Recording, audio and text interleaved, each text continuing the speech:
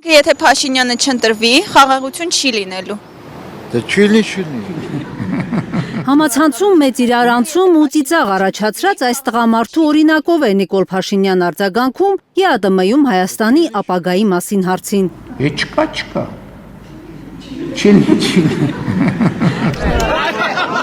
Փաշինյանը, որ դեռ նախընտրական քարոզարշավի ժամանակ վստահեցնում էր, թե ԵԱՏՄ-ում ոչ մի խնդիր չկա, որ ինքը չկարողանա լուծել, այսօր կասկածի տակ է դրել այդ կառույցի գոյությունն ընդհանրապես, միաժամանակ պնդել, թե Հայաստանը կա այդ կառույցում։ Այդ ԵԱՏՄ-ն Փաշինյանի բառերով նամյոկ պիտի անի, ինքը կա, թե չկա։ Դե յուրե ուղիղ կամ բանով նամյոկով կասի, որ չկա, դե մենք ինչ անենք։ Թյուրիմացություն է տեղի ունեցել եւ տպավորություն է ստեղծվել, որ չկա Եվրասիական։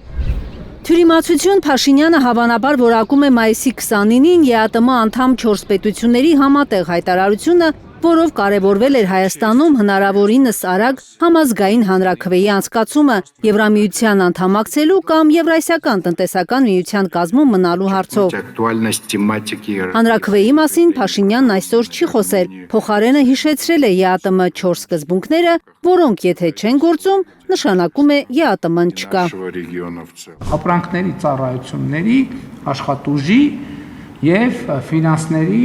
ազատ հոսք։ Եթե չկա այդ ազատ հոսքը, ուրեմն չկա ԵԱՏՄ։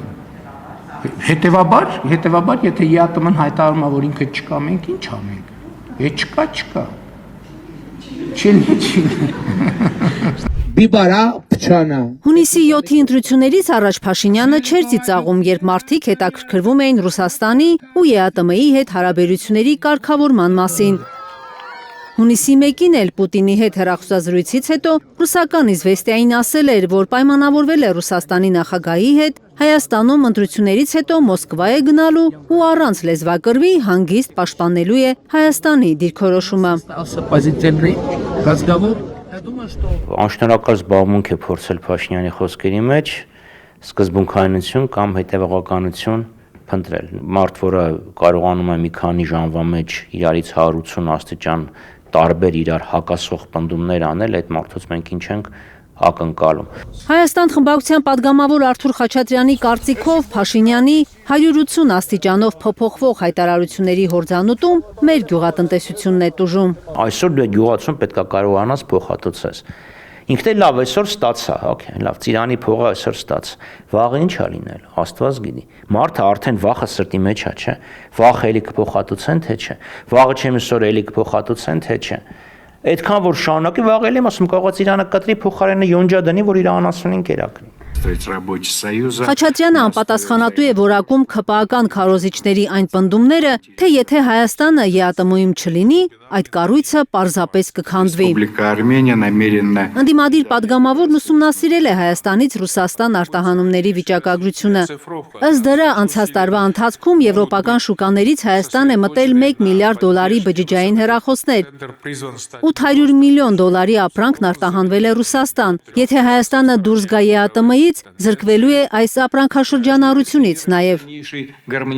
Եթե դու եվրասիական շուկայից զրկվես, այդ $1 միլիարդն էլ չի գա։ Կգա ընդամենը 200 միլիոն։ Այսինքն եվրասիական տնտեսական շուկայից զրկվելը կխփի նաև քո ներմուծում արտահանումներին եվրոպական շուկայից։ Ինքը մեծ համակարգային բացասական էֆեկտ է ունենա։ Խաչատրյանը նկատում է Հայաստանի իշխանությունները ոչինչ չեն արել հայկական ապրանքների համար նոր շուկաներ փնտրելու համար։ Հիմա 7 հատիկ ծիրանով եվրոպական ֆոտոսեսիաներ են անում, իբր համոզելու, թե իրենք քրտն մխած աշխատում են։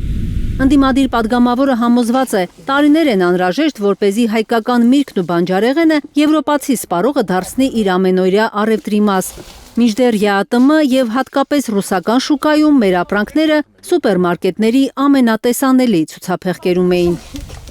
Նավելավա հավը լինի ճաշի մեջ, քան թե 1000 բլբուլը հեքիաթի մեջ։ Այսինքն հեքիաթի 1000 բլբուլը այսօր համեմատում են հավի հետ, սուպում հավի հետ, դες չի լինի։